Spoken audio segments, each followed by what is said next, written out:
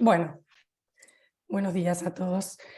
En esta oportunidad les quería compartir un caso que para los glaucomatólogos representa una pesadilla, para todos un poquito en realidad, pero quería también más que nada escuchar consejos, escuchar experiencias este, y, y plantear una discusión con los retinólogos.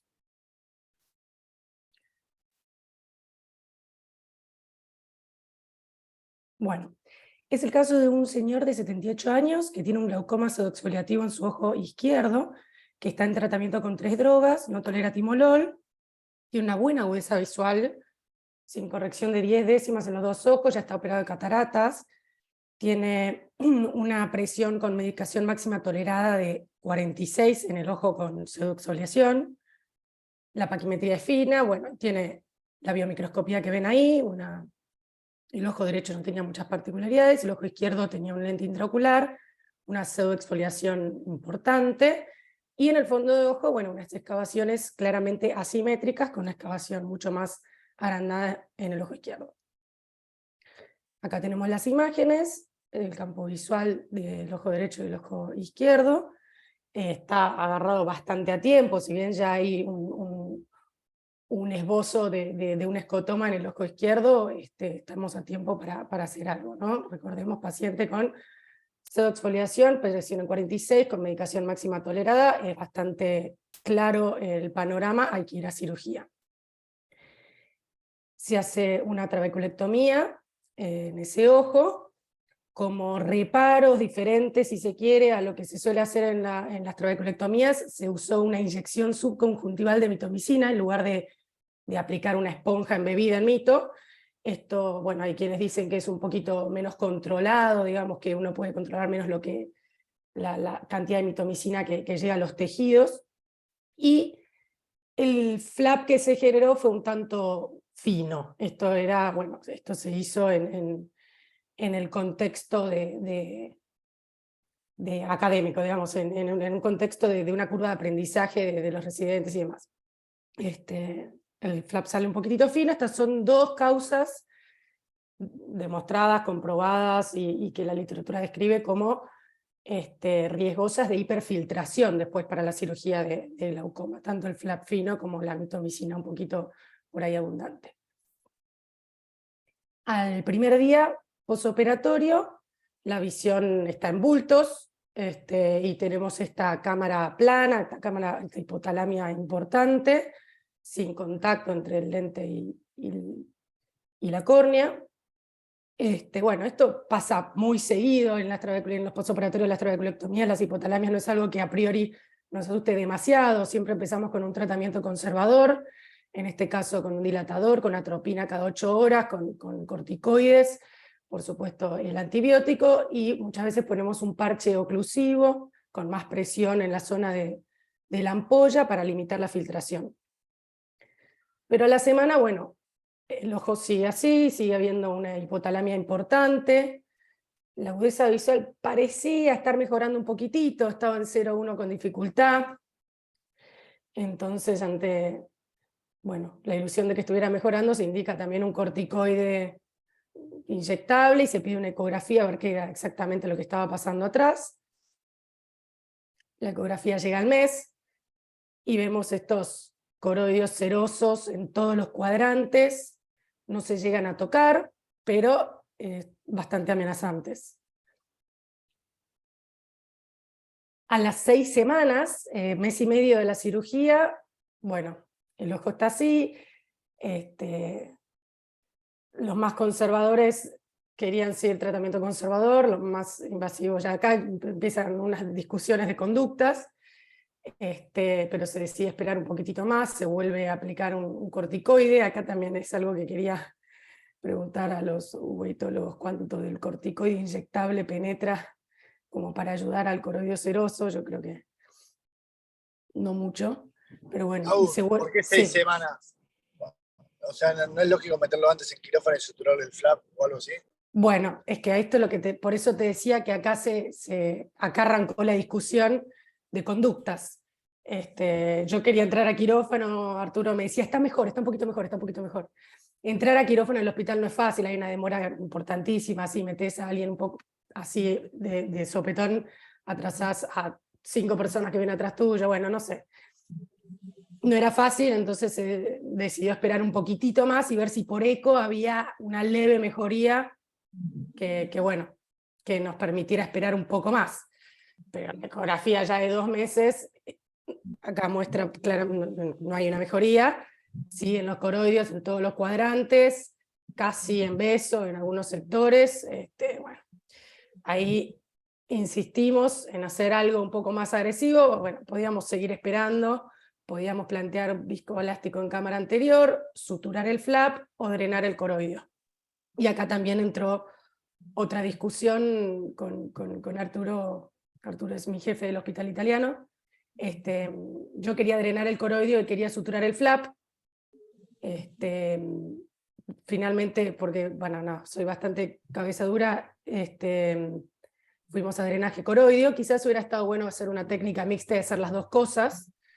No sé por qué motivo el drenaje coroideo despierta tanto miedo entre los cirujanos de glaucoma, nadie lo hace nunca.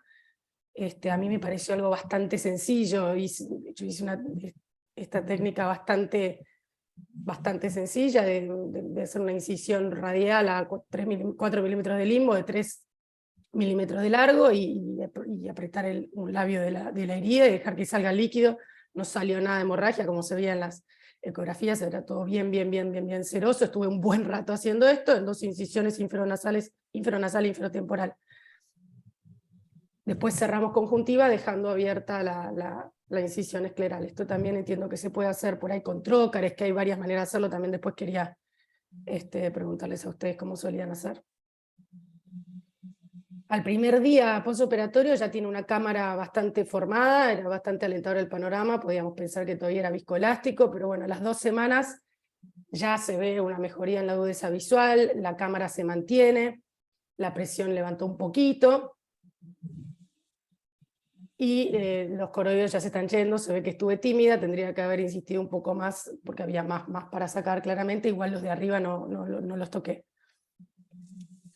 Y a los 2 meses post-drenaje, bueno, la agudeza visual estaba en 10 décimas, la presión estaba en 6 milímetros de mercurio, y la cámara seguía recontra bien formada, ya tenía una seclusión pupilar que un poco orienta hacia las complicaciones que uno puede tener al dejar estos coroideos demasiado tiempo, ¿no? Se genera un poco una reacción inflamatoria en cámara anterior, puede haber sinequias también anteriores periféricas, cerrar el ángulo y generar a largo plazo cosas no tan lindas, porque eso era otra cosa que quería discutir. Bueno, esto a los 2 meses tenía ya este desprendimiento coroideo plano, ya hoy no tiene ni esto, no tiene nada.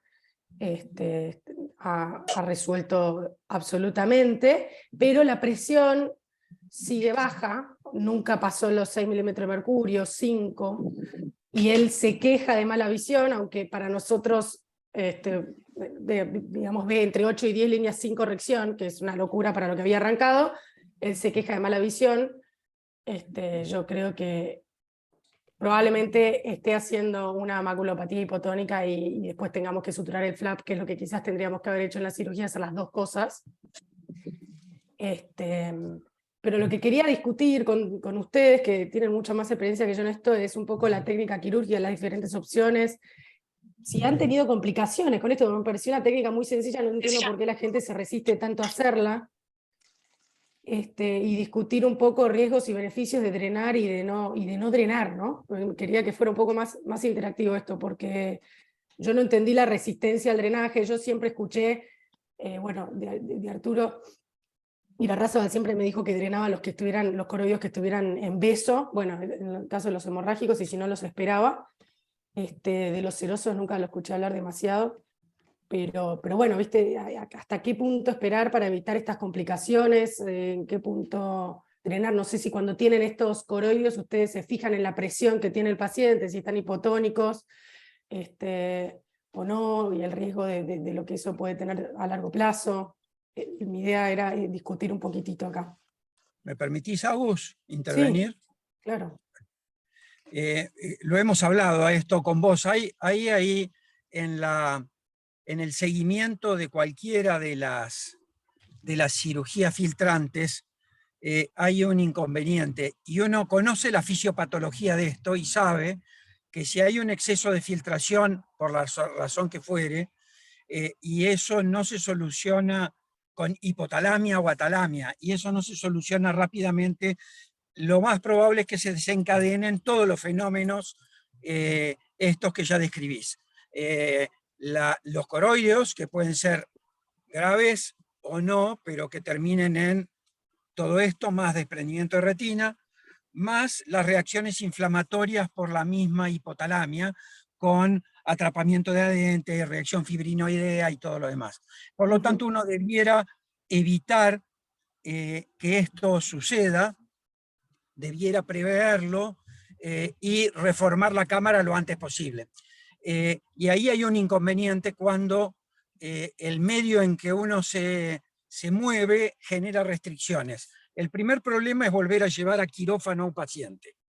Entonces, si el problema es llevar al quirófano al paciente, bueno, nosotros hemos ya con las válvulas desde siempre previsto hacer una paracentesis inferior, y en el consultorio mismo reformar la cámara con viscoelástico, que no implica ningún riesgo adicional, y estamos acostumbrados, y de hecho es de práctica normal, poder intervenir en eso.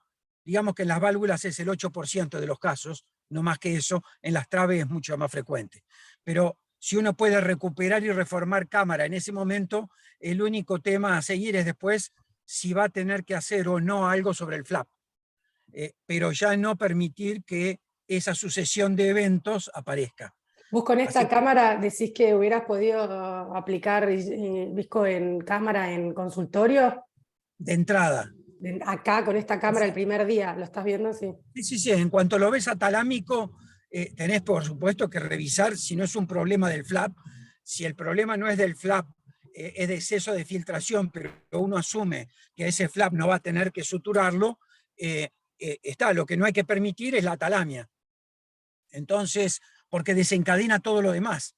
Está bien, hay algunos elementos pensando en que puede haber una rotación del cuerpo ciliar que no sea por exceso, ¿no es cierto? Entonces uno usa atropina, oclusión, pero eso no puede llevarte más de 2 días de observación. Después de eso se desencadena todo. Entonces, primer punto es evitar esto a toda costa. Te puede suceder que a pesar de todo surja lo demás, y ahí está el tema de los coroideos y el manejo de los coroideos. Claro, yo en este caso no creo, yo creo que el primer día este paciente ya tenía todos esos coroideos, yo creo que los hizo intraquirúrgicos, y no sé hasta qué punto el viscoelástico hubiera podido entrar en o solucionar eso el primer día. O sea, tendría que verlo, pero yo creo que fueron intraquirúrgicos. Cuando él dice poner viscoelástico, es que la paracentesis la tienes que hacer un poquito más central. No es fácil hacerlo en consultorio, pero se puede hacer. Lo que No, la también es paracentesis cierto. tiene que estar hecha previamente. No, bueno, Al deja hecha terminar la el quirófano. cirugía, Que la dejas hecha. dejo, Bueno, está bien. claro, Pero dejo una paracentesis hecha. Y entra pero directo tiene que ser con la cánula. bastante más central, tiene que ser, no tan periférica. Habitualmente no era así, Temporal. temporal inferior. O Bueno, sea, pero lo que la ella paracentesis dice, queda prevista para esto. lo que dice ella es el tema de los coroides. Yo creo que por los coroides no te tienes que preocupar mucho. Yo creo que te tienes que preocupar más por la atalamia que por los coroides. Los coroides irán solucionando a medida que se solucione la atalamia. Mientras esté hipotónico, no se van a solucionar los coroides. Nunca. Entonces, yo creo que coincido con el médico anterior que yo creo que la atalamia es lo que más te preocupa. ¿Cuánto puedes esperar?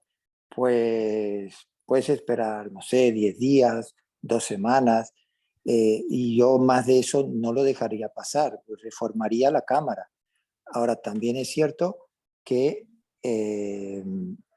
no es fácil, como tú dices, porque no dispones de un quirófano y demás, pero yo creo que lo que él ha dicho como primera instancia de hacerlo en consultorio, eso se puede hacer. Yo creo que se ha demorado bastante, creo que 2 meses, no me acuerdo exacto, se ha demorado mucho en formar la cámara. Yo creo que Sí, el fallo está ahí, se en demoró, total. en no formar la cámara. Perfecto. Agus, acá la diferencia entre coroide exudativo y hemorrágico es fundamental. Sí. En un ojo miope que te haga un coroideo hemorrágico, es muy probable que aunque lo drenes, ese ojo prácticamente quede ciego.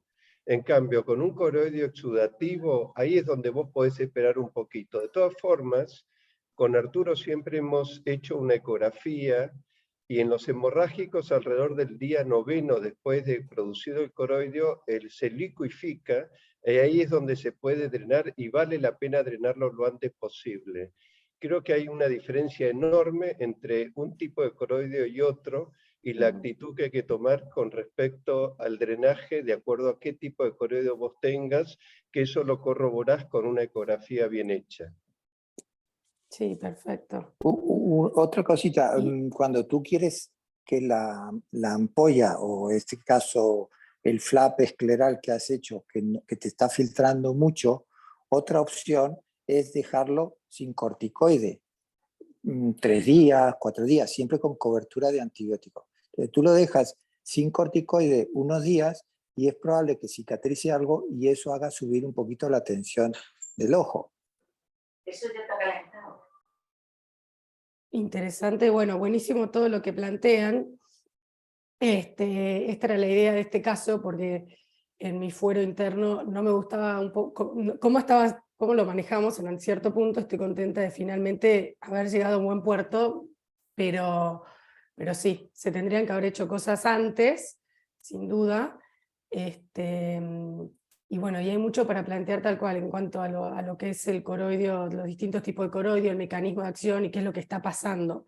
Y en un ojo hipotónico con este tipo de coroideos, si uno no le da tono al ojo de alguna manera, nunca se van a resolver. Eso aprendí también con este caso. Podés esperar y esperar y esperar, pero mientras no haya presión del otro lado, bueno, nada, el coroideo nunca va a resolver, ¿no? Y eso va a llevar a todas estas otras complicaciones. Así que si ya están listos, bueno, dejo de compartir. No sé si alguien quiere agregar algo más. Gracias, Agus. Gracias, Agus. A ustedes, buen día. Bueno, le vamos a dar la bienvenida al doctor Alfredo Adán, que va a estar compartiendo un caso con nosotros. El doctor es director del Instituto de Oftalmología del Hospital Clínic de Barcelona. Es un referente en uveitis y retina. Es el presidente saliente de la Sociedad Española de Inflamación Ocular, y bueno, tenemos el agrado de que comparta nuestros ateneos. Bienvenido, Alfredo.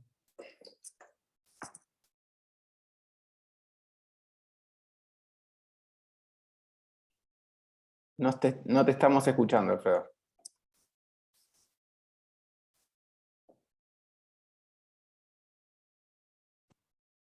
¿Ahora lo oís? Ahora sí. Vale, perfecto. ¿Veis la pantalla? Perfecto. Vale. Bueno, muchas gracias, Sebastián. Un placer estar con vosotros. Y voy a presentaros un caso clínico que realmente me ha marcado bastante, porque un caso clínico complejo. Aquí he puesto en la portada de explicar al doctor House, porque realmente fue un caso realmente para mí muy complicado.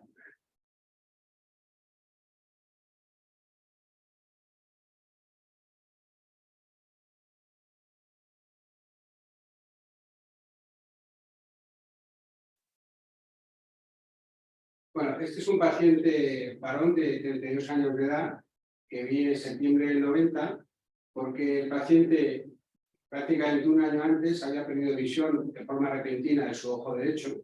Había notado un paciente que es profesor de pádel y después de una clase pues notó que había perdido visión en su ojo derecho y pues bueno, desde entonces su visión en el ojo derecho era de 20/80, no le dieron ningún tratamiento en ese momento y desde entonces pues este ojo derecho no había cambiado y el ojo izquierdo la visión era de 20/20, no tenía patología sistémica conocida y tenía esta imagen en la imagen de campo amplio, Había, sobre todo, era más llamativa, hay una cierta alteración del epitelio pigmentado de la retina en la zona macular, pero lo que llamaba más la atención era esta especie de moteado del epitelio pigmentado de la retina con esas áreas de hiper y de hipoautofluorescencia en la zona macular, con este aspecto como de una cronoetriopatía que se llama clásicamente como aspecto de leopardo. Estas son las fotos que el paciente me trajo, y esto vamos a ir un poco hacia atrás de lo que pasó en este periodo de tiempo hasta que yo lo vi. Y estas son las lesiones que el paciente tenía en su ojo derecho. El paciente tenía estas lesiones, que eran lesiones claramente subretinianas, multifocales, alteración también aquí del epitelio pigmentado en la retina. Su ojo izquierdo era un ojo normal. ¿Alguien le llama la atención estas lesiones que tenía el paciente? Nosotros vimos en alguna oportunidad cambios muy parecidos en pacientes que no referían ningún tipo de antecedentes, y algunos de ellos terminaron siendo casos con BDRL positivo. Entonces sería uno de los estudios que yo le pediría. Sí, estoy totalmente de acuerdo, porque realmente las formas de presentación pueden ser múltiples y podría ser, y por una de las cosas que nosotros chequeamos y también le volvimos a pedir fue negativo. Pero el otro ojo, perdón, ¿era normal el otro ojo? El otro ojo en este momento era absolutamente normal. Creo que tengo algunas imágenes también. Este es el ojo izquierdo. Cuando vimos nosotros, ahí hay un artefacto, pero el autoflujo y el aspecto del fondo de ojo era estrictamente normal. Esto es las imágenes de la OCT estructural cuando lo vemos nosotros. O sea, y tiene estas imágenes hiperdensas que están situadas debajo de la capa de los elipsoides. También los vasos de la coroide los tiene también algo dilatados. ¿Qué os parece la imagen esta del OCT estructural? Bueno, ahí se ve bien que esos depósitos son subretinales, ¿no? Exactamente, exactamente. También lo estudiaron para alguna malignización, o sea, para pensar en alguna retinopatía, por ejemplo, relacionada a leucemia o alguna otra malignidad. Sí, pensaría también, ¿no? Con sí, alguna... exactamente, que pudiera ser un cuadro de una retinopatía paraneoplásica. Exacto. Sí, parece una coroides más engrosada. Sí. Da una coroides muy engrosada. Y también fijaros que hay también con estas lesiones también, que tenía con estas lesiones subretinianas, pero con una cierta también invasión de la retina también de estas lesiones. Y una retiniana. Parecía, esa imagen bastante parecida a veces a las que aparece en el PIC. Sí, también. Lo que pasa es que son lesiones como muy... Sí, no estaríamos en ese cuadro. Pero se nota lo llamativo además es el engrosamiento coroideo, ¿no? Sí, estas son las imágenes del angio-CT con el corte a nivel de la coriocapilar. En cuanto a estas imágenes que había subretinianas, yo creo que hacían como un efecto como de pantalla, y por eso tiene estas alteraciones más oscuras. También en la coriocapilar ya se ve estas lesiones también oscuras a nivel de la coriocapilar. Y esta es la imagen en FAS, que sí que tiene como este moteado, como estas alteraciones de hiper e hipo que llaman la atención, ¿no? Bueno, si vamos hacia atrás en la paciente, la paciente en agosto del 19 se había visto, se vio en otro centro, y en enero del 20 empezó a hacer células en la cavidad vítrea, la visión seguía 20-80, y decidieron en ese momento hacerle una vitrectomía diagnóstica. Se hizo un estudio sistémico en la línea también de lo que comentabais también, de serología noética, se repitió cuantiferón, también se hizo un estudio sistémico también, que no había nada que pudiera aportar nada. Se hizo un estudio de neuroimagen de escenario central, fue normal. se hizo una vitrectomía en marzo y lo que había vitrectomía, el líquido de la vitrectomía eran, el vidrio eran células inflamatorias. De alguna forma, este tipo de maculopatía o cronopiopatía de esta forma leopardo, pues puede ser todas estas, está descrito todas estas enfermedades, que algunas ya las habéis comentado, o sea, desde cuadros paraneoplásicos como el PIDAM, leucemia también, cuadros más relacionados con pleuropatía serosaciental crónica, sífilis y también linfoma. De hecho, inició la citología del vitrio pensando que podía ser un linfoma, ¿no? Bueno, el paciente vino a verme otra vez. Yo cuando le vi le dije, oiga, mire, yo exactamente, le han hecho muchos estudios, yo le voy a repetir alguno, pero el cuadro me parecía muy raro lo que tenía el paciente. No le di tratamiento y el paciente me vino a ver al cabo de unos meses porque me llamó su oftalmólogo y me dijo, oye, este chico ha perdido visión de su ojo izquierdo, la visión del ojo derecho seguía 20-80, 20-60, pero el ojo izquierdo 20-30. Y me envió estas fotos que en el ojo izquierdo el paciente tenía esas lesiones también similares a las que había desarrollado en el ojo derecho. Está escrito subretiniano multifocal con algo de células en el vítreo. ¿Alguien le sugiere algo diferente? ¿Podría pensar en una retinopatía de Behçet? Behçet. Pero bueno, las lesiones del Behçet son más despigmentadas. Puede haber gente joven, más células en el vítreo. Y las lesiones morfológicamente son diferentes y evidentemente una HLA 29 también nos hubiera ayudado. Pero a mí no me parecían tampoco lesiones típicamente de Behçet, aunque podía ser también. Doctor, ¿en ningún momento recibió tratamiento este paciente? Se le dio un tratamiento corto con esteroides con muy poco cambio. No cambió. No, pero fijaros que cuando vino el ojo izquierdo, la OCT, fijaros qué imagen tenía, el ojo bueno. Fijaros que tenía una infiltración subretiniana, que se lo marca con las flechas azules, con un engrosamiento también del epitelio pigmentado en la retina. O sea, tenía aquí algo que estaba engrosado y que, o un material o algo que estaba aquí engrosado y que el cuadro era no lo mismo que el ojo derecho, pero probablemente en fase aguda parecida. Una especie de fibrosis subretinal. Bueno, fibrosis, no porque el material este era como fresco, era como un material agudo, o sea, no había fibrosis, sino que aquí tenía algo que se estaba produciendo en este momento.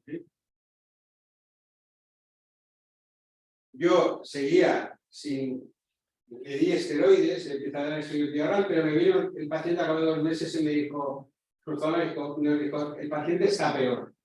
El paciente está peor. Digamos que su ojo derecho se mantenía estable, pero su ojo izquierdo estaba peor. Y fijaros que también se ve aquí que los vasos también corridos siguen estando muy dilatados y se ve este material que está situado, yo creo, por debajo de los elisoides, está situado subretinal, y luego también tiene como esta otra línea también que hay. Yo, honestamente, sí. Perdón, que vuelvo a consultar. Dijo que se había descartado la infección loética, pero fueron con pruebas treponémicas y no treponémicas, las dos. Las dos.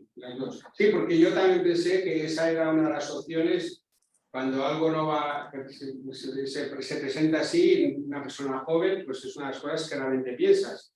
Pero yo honestamente estos casos te sirven para hacer una cura de humildad y para decir, bueno, yo creía que sabía bastante, pero realmente estoy un poco perdido. Y el paciente, el único que tenía mucha confianza en mí y seguía viniendo a la consulta que yo le fuera viendo, ¿no?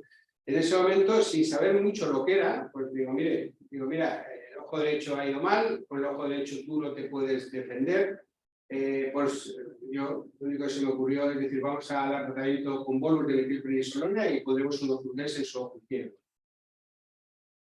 Esta es, fijaros, la geografía de campo amplio, el momento este que vino, que llama la atención. Llama la atención el ojo derecho, todo este patrón que tiene, de hiperfluorescencia e hipofluorescencia, con este patrón latigado aquí en la zona macular. Y el ojo izquierdo tiene estas lesiones como más agudas que las lesiones aquellas de depósito, pero sí que empieza a tener un patrón en el otro ojo similar al ojo derecho. Bueno, esta es la autofluorescencia, que fijaros más marcada en el ojo derecho que en el ojo izquierdo. Y el paciente, después del tratamiento, dijo, me volvió a llamar la oftalmóloga cada vez que yo me llamaba el móvil y digo, y me dijo, está peor que nuestro paciente. Está peor. Y el paciente tenía en su ojo izquierdo, acordaros que era un paciente joven, de 32 años de edad, pues le apareció un escotoma, tenía lesiones aquí pigmentarias, pero tenía una lesión activa nueva aquí que sería muy bien densa, que sería muy bien en la OCT estructural. La visión, el ojo izquierdo iba bajando a 20-60, daba la impresión de lo que le habíamos dado no le servía de nada el tratamiento que le habíamos dado, y alguien que pensaría o que haría, o de alguna forma, si estáis en la misma línea que yo, de saber poco lo que tiene el paciente. La verdad es que siguiendo la línea y el no haber mejorado con los esteroides, o sea, uno tiene que seguir pensando que esto es una infección que no pudimos diagnosticar o una neoplasia. Una neoplasia. Cuando se hizo la toma de la muestra, ¿se pudo hacer con el patólogo intraoperatorio? Porque a veces suele pasar que algunas células se pierden en el proceso si no se evalúa ahí mismo, ¿no? Sí, se hizo en otro centro, por lo tanto no lo tenía tan claro yo, pero sí, teóricamente lo vio el patólogo y teóricamente, yo tenía que guiar, no había células neoplásicas. Estoy de acuerdo contigo que algo que no funciona al corticoide, todo el inflamatorio funciona al corticoide, todo. Si no funciona al corticoide es que es una infección o una neoplasia, estoy de acuerdo. Pero el paciente, sabéis que se había hecho un estudio sistémico buscando y rastreando una neoplasia, también se había hecho con un TAC, se había hecho con analíticas, había también mirado lo que comentabais antes de leucemia. Aquí fijaros, el ojo izquierdo, las lesiones de la autofluorescencia progresaban. Ese es el aspecto de la OCT estructural del ojo izquierdo que iba con esta alteración, que fijaros ya era muy comparable a la que habíamos tenido en el ojo derecho, y fijaros que el ojo izquierdo evolucionó así. Esta placa también, esta placa como infiltrativa, y este patrón en el autoflujo. Entonces, el paciente se le hizo en otro centro otra nueva vitrectomía en el ojo derecho. Se le hizo otra nueva vitrectomía en el ojo derecho, que la vitrectomía, que también es verdad cuando te dicen que han hecho vitrectomías en otros centros, sí que es verdad que estaba mucho el tema de cómo se envía la muestra, qué experiencia tiene el patólogo, pero este paciente era de fuera aquí de Barcelona, y yo lo veía, pero lo veían también de fuera, y se había hecho una segunda vitrectomía que había sido otra vez negativa para las células malignas. Recordad que es un paciente joven, y se volvió a hacer otro estudio de resonancia y el estudio también era normal. Pero el paciente vino en noviembre del 2021 a verme, y vino ya con más pérdida de visión en su ojo derecho, que era el ojo malo del principio, y tenía estas lesiones. ¿A alguien se le ocurre qué es lo que haría o qué pensaría? En ese caso, quizás tomar una biopsia, pero ya del material ese subretinal. Exactamente. Claro. Yo cuando lo vi aquí dije, ostras, este tiene un linfoma. Pero si tiene un linfoma, tienes que diagnosticarlo, porque el tratamiento que tienen que hacer, y más un paciente que no tiene enfermedad fuera del ojo, que ya sabéis que linfomas hay diversos tipos, pero linfomas B de células grandes, retina, vítreo y sistema nervioso central. Si no tomas una muestra, y una muestra buena, pues el paciente pues no se puede tratar. Y todo esto que muchas veces veo en los congresos, las interleuquinas, un hematólogo no lo va a tratar a un paciente con lo que hay que hacer porque tenga las interleuquinas dentro de la cavidad vítrea con un cociente diferente. ¿Vale? Entonces hablé con el paciente y le dije, digo, mira, no tengo otro remedio, que yo lo que te planteo es hacer una biopsia endoretiniana, hacer una buena biopsia endoretiniana, también aspirando material subretiniano, pero recortando toda la retina. Esta lesión aquí tenía otra lesión activa.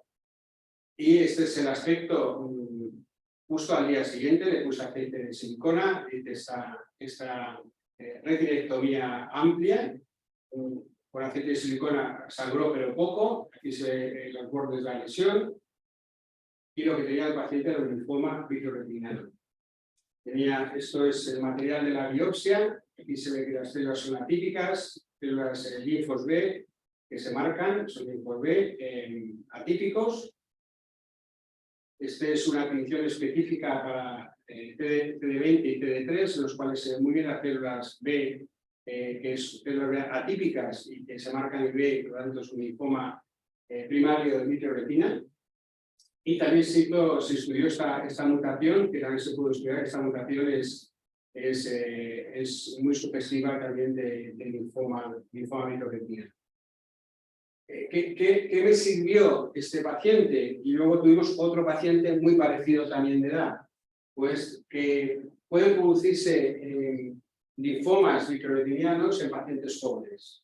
Siempre yo tenía la idea, y en mi serie de pacientes, la gran mayoría eran pacientes mayores, pero puede haber pacientes jóvenes, y los pacientes jóvenes, este es un paper reciente que salió, se vio de que, fijaros que había 16 pacientes jóvenes y 35 mayores, y los pacientes jóvenes, 20 a 42 años, también tienen más infiltración del sistema nervioso central, con lo cual, infiltración subretiniana como tenía nuestro paciente. ¿Por qué es importante a este paciente diagnosticarlo? Porque le va la vida. Estos pacientes hay que hacer un tratamiento de acondicionamiento con tratamiento con quimio, se le da también rituximab, se les acondiciona, se les hace un trasplante de progenitores hematopoyéticos, y en algunos casos se puede también hacer radioterapia cerebral, que en este caso no se hizo. Este es el aspecto ya, pasados unos meses, quitamos el aceite de silicona del ojo derecho. Esta es la lesión de la retiniectomía. Este ojo tiene una visión de 20/400, pero yo creo que esta biopsia a este paciente le salvó la vida. Este es el aspecto del ojo izquierdo, que es 20/80, y es con el ojo que se defiende. Ese es el aspecto. Estos son los procesos estructurales, y este es un paper muy reciente que salió sobre estos cambios que hay en la OCT, que de alguna forma nos pueden ayudar a sospechar a estos pacientes, pero al final, si no biopsias, no tienes material, pues no vas a poder tratar al paciente adecuadamente. Por eso os he dicho al principio de todo, este es un caso que me marcó, porque este caso realmente lo que le iba era la visión, pero sobre todo también la vida del paciente. No sé si habéis tenido algún caso similar a este, o pacientes con linfoma primario vitreoretiniano, gente joven. No, yo no. Juan, no sé si vos tuviste alguno. No, la verdad que paciente joven no he tenido ninguno. La única consulta es, ¿ahí por qué eligieron hacer la retinectomía? ¿No probaban hacer la aspiración directamente del material subretinal o no salía directamente? Yo creo que no hubiera salido. Yo una vez que tomé la decisión de que yo me fui con la idea al quirófano de que me jugaba la vida del paciente, y ya vaya el paciente 2 vitrectomías en este ojo, realmente era un ojo con visión baja, pues pensé que tenía que ir a por todas, y pensé que se podía haber aspirado el material subretiniano, pero pensé que era mucho más seguro recortar toda la retina, aspirar en ese momento todo el material, mandar la retina y el aspirador subretiniano para que se pudiera hacer el estudio con un buen patólogo que tenemos aquí, que realmente ya tiene mucha experiencia en estos casos, y que sabía que si había algo lo iba a ver seguro. Y después, lo único capaz para evaluar de las vitrectomías anteriores que le hicieron, porque lo que se ha estudiado a nivel del sistema nervioso central no a nivel de retina, pero que el corticoide disminuye la incidencia en la positividad de las biopsias. Entonces también capaz ver qué relación había entre el tiempo del corticoide que le habían dado y cuando le habían hecho la biopsia previa en el centro anterior. Sí, Sí. estoy totalmente de acuerdo contigo. Y también es verdad que en estos casos, yo por lo que he revisado más gente joven, hay menos células en el vítreo, ¿no? Y muchas más células debajo de la retina. Por lo que sea, en este tipo, en los pacientes jóvenes, por lo que sea, se acumulan las células de linfoma debajo de la retina. Y a veces a lo mejor puedes hacer una vitrectomía y decir, no es linfoma. Pero claro, un poco en la línea de lo que antes se ha comentado, algo que no responda con cortis, o es una excepción o es una neoplasia. Eso seguro. Lo que ocurre es que, bueno, claro, tienes que llegar al diagnóstico. Creo que también el patrón este moteado de leopardo también era bastante sugestivo. Sí. Pero bueno, con respecto a lo que decía Juan recién de los corticoides, no sé, yo lo he visto con los pacientes de Emilio, que la gran mayoría que fueron a biopsia con el patólogo en quirófano habían recibido corticoides previo como prueba terapéutica, y la verdad que la gran mayoría fueron positivos y no hubo alteraciones con el tema del corticoide. Creo que el corticoide es una buena prueba terapéutica en estos casos que son medios inciertos y nos pueden orientar bastante. No sé si está de acuerdo, doctor. Sí, es verdad. Y el patólogo tiene que estar o en el quirófano o esperando la muestra. O sea, tiene que saber que hay que procesarlo muy rápido y tiene que ser un patólogo experto en este tipo de muestras y en este tipo de células, porque hay pocas células, hay que conservarlas muy bien, y si es retina, claro, fuera del ojo se ve pequeño, dentro cuando haces la retinectomía dices, tremendo, ¿no? Lo que he hecho, ¿no? Pero hay que conseguir un buen material para que lo pueda ver el patólogo bien. Muy bien, doctor. Bueno, muchas gracias, doctor. Excelente caso. Encantado de haber estado con vosotros y de compartir con todos los colegas argentinos estos casos que a mí siempre me gusta mucho compartir experiencias y casos con vosotros, para que de lo que queráis pues, ir esto incrementando estas colaboraciones. Es verdad. Espectacular. Muy bien. Pues nada, Un muchas gusto. gracias. Gracias, Alfredo. Muchísimas gracias. Gracias, Doc. Muchas gracias. Gracias, doctor. Buenísimo. Bueno, quedan 15 minutitos más. Si quieren, les comparto mi caso. Dale, dale.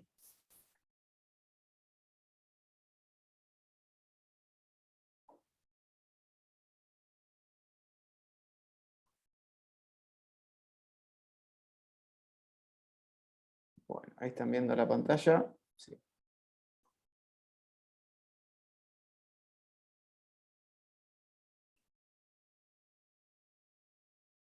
Perfecto. Bueno, este caso lo presenté ahora en el último sábado, pero quería compartirlo acá con ustedes porque es bastante interesante.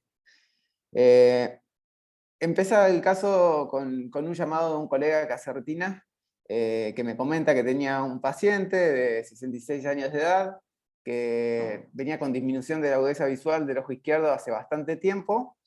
No tenía nada, o sea, vitrio normal, segmento anterior normal, y tenía esta membrana en el ojo izquierdo, una membrana epirretinal que le estaba traccionando la mácula y le generaba la disminución de la agudeza visual. Entonces, mi primera pregunta es, ¿por qué me estás consultando si vas a hacer retina? Si es un Packer macular, o sea, hay que operarlo. Bueno, me dice, no, el tema es la historia que viene con este paciente. Este paciente había empezado desde 2018 con la disminución de la agudeza visual del ojo izquierdo, le habían dicho que tenía edema macular a repetición, le realizaron entre el 18 y el 19 4 Surdex, y después de cada 2 Surdex, el paciente refería que mejoraba la visión. Como antecedente, el único antecedente que tenía era que hace 8 años había sido operado de FACO en ambos ojos. Entonces volvemos al paciente. Nos encontramos con este paciente, 66 años de edad, con la historia esta, de 2018, disminución de agudeza visual progresiva, edemas maculares a repetición que respondían a los Orsurdex, según refería, y ahora el último que se había hecho era antes de la pandemia. ¿Las cirugías de Fasco se habían hecho sin complicaciones? Sin complicaciones. Sebas. Tenía lentes multifocales sin ninguna complicación. De hecho, el paciente estaba muy contento, después estuvo 4 años bien de su cirugía, estaba muy bien, y en el 2018 ahí empieza con la dificultad, y solamente en un ojo. Y a la vista Entonces, no se veía, perdón, ningunos grumitos sí. ni colonias posibles en el lente, en la cápsula rodeando el lente, no visibles. No que llamaran la atención si mirábamos el cuadro en general. Después vamos a ir un poquito más adelante y le voy a mostrar. Entonces, lo primero que le pedí es saber si tenía fotos de cuando empezó esto, ¿no? Entonces, dice que sí, tiene una retinografía color, que si la comparamos con la actual que les mostré recién, lo que se ve es que es menos nítida. Bueno, a veces puede ser por la técnica en estos aparatos que no nos muestran mucho los colores, o puede ser que haya habido vitreitis o algo de haze vítreo. Ahí se ve bien el edema macular, se llega a ver, y en la OCT que tenía en ese momento, también, fíjense que no era de muy buena calidad la imagen, no podemos inferir si era vitreitis o por qué no se veía bien, pero no tiene buena calidad. Y este era el edema macular. En el 2018, este es el primero, y le pido, tenía una RFG de ese momento. En la RFG, lo que vemos, el ojo derecho era normal, y el ojo izquierdo vemos esta vasculitis de los pequeños vasos, está filtrando todo en temporal y en zona nasal, y ahí viene el edema macular. También el paciente venía con esta OCT que fue después del primero Surdex, o sea, vemos que mejoró. Ya estaba la membranita ahí formándose, pero el edema macular había mejorado, o sea, era real lo que nos decía el paciente, que mejoraba después de cada Osurdex. Entonces, teniendo esto así, ¿ustedes qué quisieran ver hoy? Tenemos un paciente con una membrana y con esta historia de vasculitis, porque ya no era solamente edema macular, era una vasculitis que tenía el paciente, y no nos queda claro si tenía vitreitis, si no tenía vitreitis, eso no nos queda muy claro. ¿Qué le pedirían hoy? Otra RFG. No, ¿cómo? Otra RFG. Bien. Una RFG dice Pato. Bueno, no se te escuchaba mucho, Pato. Patricio pide una RFG. A todo esto, el paciente ya venía estudiado, venía con todas las del laboratorio, PPD, BDRL, FTAP, todo normal. Así que le pedimos otra RFG para ver cómo estaba hoy. Y la RFG, ojo derecho normal, ojo izquierdo, empiezan los tiempos medios, empieza a filtrar, y en tiempos tardíos sigue esa vasculitis periférica, está filtrando los vasos en periferia, pero no tenía una sola célula en vitrio, y en segmento anterior tampoco tenía nada. Entonces, nos quedamos con esto, que este paciente tuvo una vasculitis idiopática, generó membrana, la membrana, o sea, resolvió su inflamación con los Osurdex y generó la membrana, y hoy está traccionando la membrana, o pensamos en algo más. Porque hay que operarlo, concuerdan todos que tenemos que operarlo, ¿no? ¿O alguien no lo operaría? Pero, Seba, si resuelve el edema, ¿por qué No hay se que te operarlo? escucha, Pato. Si resuelve el edema, ¿por qué hay que operarlo? Si vos ya sabés que por ahí con un corticoide se le va el edema. ¿Cómo? Y si vos le resolvés la vasculitis y le sacás el edema, por ahí no hay que operarlo porque lograba 10 décimas, ¿o no? Claro. Pero ahí en la imagen de la OCT, que ahora les muestro, si quieren volvemos atrás, se veía que había una atracción. Esperen que vamos a ir. Fíjense cómo estaba la OCT actual. Esa es la OCT actual, Pato. O sea, la membrana está traccionando, o sea, tiene una membrana y tiene algún efecto la membrana. Entonces, esa membrana habría que sacarla. Entonces, volvemos. ya el paciente estaba estudiado completamente, entonces nos quedamos con que es una vasculitis idiopática o en la cirugía hacemos algo más. Como decía Laura, hay algo que les estaba ocultando un poco, que es una imagen que me llamó la atención, que es la siguiente, es esto. Si nos fijamos, la lente del ojo izquierdo tenía esta placa. No tenía inflamación, no tenía una sola célula en anterior y no en posterior. Pero sí tenía esta placa, que si nos fijamos bien, no sé si llegan a ver mi cursor, la capsulotomía del paciente pasa bien por afuera de esto, y esa placa, con esos grumos, estaba bien adherida a la lente en ese ojo, y en el otro ojo no tenía nada de eso. Es como que estaba bien adherida a la lente por dentro de la capsulotomía pasaba bien por afuera. Entonces, un poco el razonamiento que hice antes de ponerle idiopático a algo, tengo que descartar todo, ¿no? Entonces, el paciente lo operé y lo que hice es tomarle una muestra en seco de toda esa placa y ampliar la capsulotomía. O sea, me comí todo lo que podía de la capsulotomía, y además de la vitrectomía, la toma de muestra, lo que hice es sacarle la membrana, hacerle láser en la zona de la vasculitis y ponerle vancomicina intracapsular. Esto es al mes de operado, después de realizarle la vitrectomía, el láser, la capsulotomía parcial y la vancomicina intracapsular y un corticoide periocular. El paciente evolucionó bien, no volvió a inflamarse.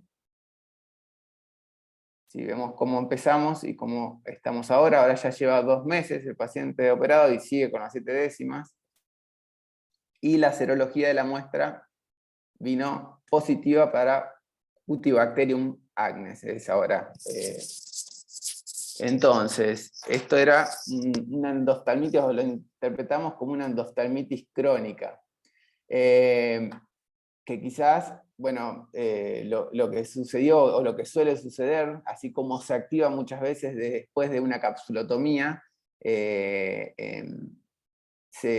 la fibrosis o la inflamación quizás ha generado una nueva placa, y es lo que evitaba que siga inflamándose. La verdad que esta es la serie más grande publicada sobre Cutibacterium agnes, que es un gran positivo que está en piel.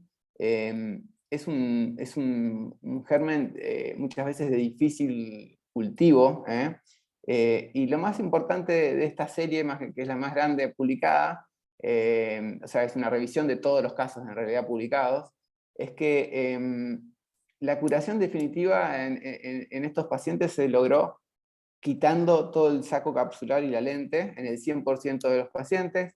El 77% de los que se le realizó la vitrectomía y la capsulotomía parcial con antibióticos intravítreos anduvo bien, y solo el 18% de tratados con antibióticos solamente resolvió el cuadro.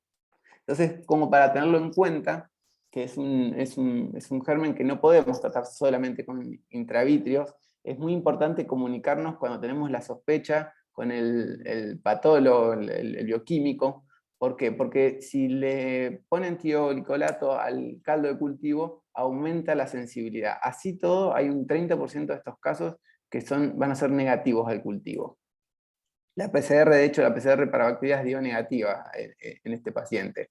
Y así como presentaciones muy poco habituales, hay varias publicadas después de 20 años de operado de cataratas, en otros casos con depósitos epirretinales, hay otros casos asociados a escleritis, a uveitis. O sea, es un germen que se puede manifestar de muchas formas. El espectro de presentación es muy amplio, y entre todas estas presentaciones medias raras encontré este paciente que tenía una lente fáquica y que presentaba los depósitos en la lente bastante parecidos a los que presentaba mi paciente. Entonces, es como para tenerlo siempre en cuenta antes de ponerle idiopático a algo, pensarlo o sospecharlo si vemos alguna imagen en la lente o en el saco capsular que no nos nos llame la atención. No es necesario ser tan agresivo, vemos que el 77% de los casos se curaron con solamente la vitrectomía y la capsulectomía parcial, no es que a todos estos cuadros le vamos a tener que sacar la lente, tampoco el otro extremo de solamente tratarlos con antibióticos, porque vemos que no son tan eficientes, más que nada porque el germen lo que genera es un biofilm, y el biofilm está muy estudiado sobre todo en prótesis, evita que los antibióticos penetren. Entonces es como para tenerlo en cuenta a eso, que el tratamiento solamente con la vancomicina no estaría alcanzando para estos pacientes. Bueno, recordar que es un espectro amplio de presentación y que la vasculitis pudo haber sido producida como cualquier evento inflamatorio en el ojo por la inflamación del P. agnes. Bueno, muchas gracias. ¿Algún comentario? Gracias, Sebas, espectacular el caso. Yo lo que me acordé cuando veía pacientes con Emilio y que publicamos una serie con ese tratamiento que vos decís. Casi todos tienen esa historia y es ahí donde tenemos que pensar en la posibilidad de un P. agnes. Son pacientes que refieren que el problema inflamatorio empezó después de la cirugía, aunque haya pasado tiempo o relativamente poco, pero nunca antes, y que andan mejor con corticoides, pero en donde aflojan un poquito la inflamación vuelve.